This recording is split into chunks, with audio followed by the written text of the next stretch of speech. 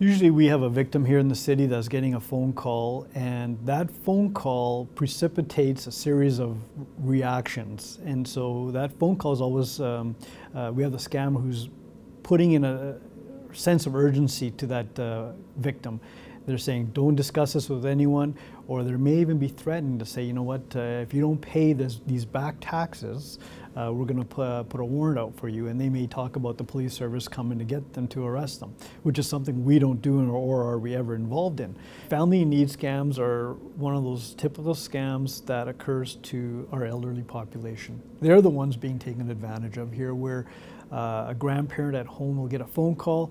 It'll be from a grandson or a granddaughter, and they're stating that, you know, I've been hurt, I'm in a collision in the vehicle, I've lost my luggage, I'm at this airport, I need some money, and right away the phone may be given to someone else who might be a lawyer or even a police officer, saying you're going to have to make a donation to a charity for legal fees or to get this gentleman or this son or granddaughter out of as bail money.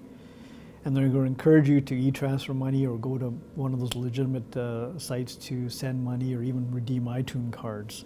And unfortunately, that takes, you know, we have victims here in the city that will send $1,000 or $2,000 or $5,000, and they just don't have that conversation with their family members to say, if this happens, we should all have a code phrase that I expect to hear these 3 words, for example. And if I don't hear these 3 words, I'm hanging up the phone. The key piece of information that you don't want to give out is your full name, date of birth, address, phone number, SIN number, banking information, because right then and there people will start using your identity.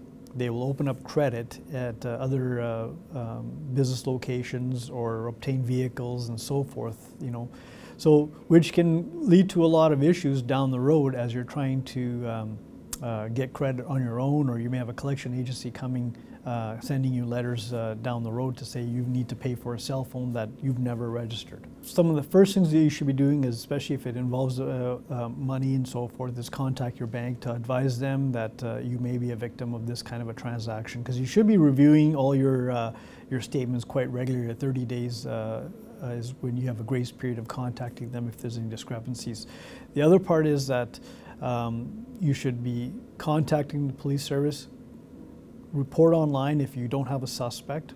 If you have a suspect or something a little more serious, monetary loss, come on down to the station with all the supporting documents, and they'll generate a file at the front desk, which up in our unit we will review.